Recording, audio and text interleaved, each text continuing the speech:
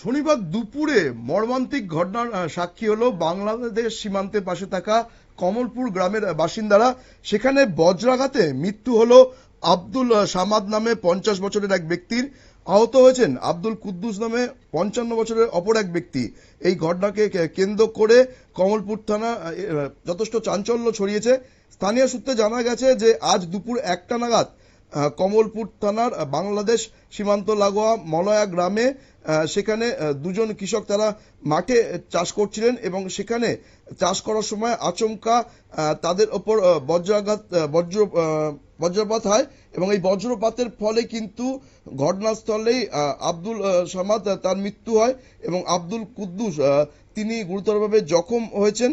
এই বিষয়টিকে কেন্দ্র করে তীব্র উত্তেজনা সৃষ্টি হয়। স্থানীয় গ্রামবাসীরা বিষয়টি দেখতে পেয়ে সীমান্ত রক্ষী বাহিনীর সহযোগিতায় জখম আব্দুল সামাদকে বিমল সিংহ মেমোরিয়াল হাসপাতালে নিয়ে আসা হয়, কিন্তু সেখানে আনার পর কর্তব্যরত চিকিৎসক তাকে মৃত বলে ঘোষণা করে।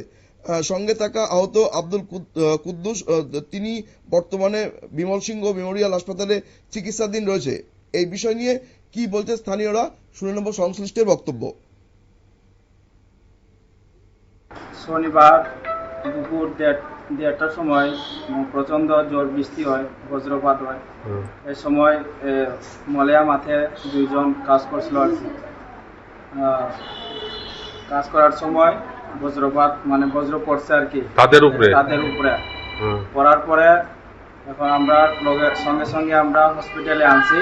হসপিটালে আনার সময় একজন মারা গেছে। ওনার নাম কি? ওনার আব্দুল সামাদ।